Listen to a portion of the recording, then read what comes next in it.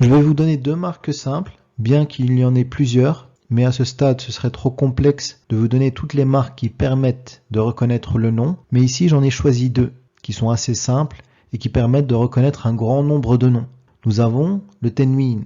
Le tenwin, comme vous le savez sûrement, il est indiqué par un ajout à côté de la dhamma de fin, ou de la fatha de fin, ou de la kasra de fin. Quand je dis de fin, c'est-à-dire de fin de mot. Donc vous voyez ici, on a une dhamma simple à la fin du mot.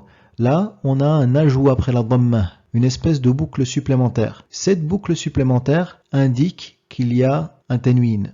Donc quand je le prononce, je dis Mohammedoun. On entend ce noun à la fin qui est invisible. C'est ce qu'on appelle le tenwin. Donc quand on a un ajout à côté d'une dhamma, ou à côté d'une kasra, ou à côté d'une fatha sur la dernière lettre du mot, on peut être sûr à 100% qu'il s'agit d'un nom. Donc ça, c'est la première marque. La deuxième marque qui nous permet de reconnaître un nom, c'est le fait que ce mot accepte le L, l'article.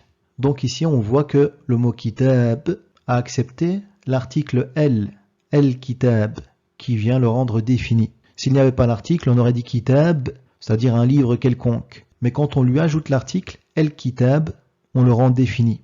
Donc là, le sens est le livre. Donc lorsque vous voyez qu'un mot accepte l'article L, qui signifie le, la, les, en fonction de ce qui vient après, si c'est un singulier, si c'est un masculin ou si c'est un pluriel, eh bien vous pouvez être sûr à 100% qu'il s'agit d'un nom. Il y a d'autres marques, mais ces deux marques-là vous permettent de reconnaître un grand nombre de noms.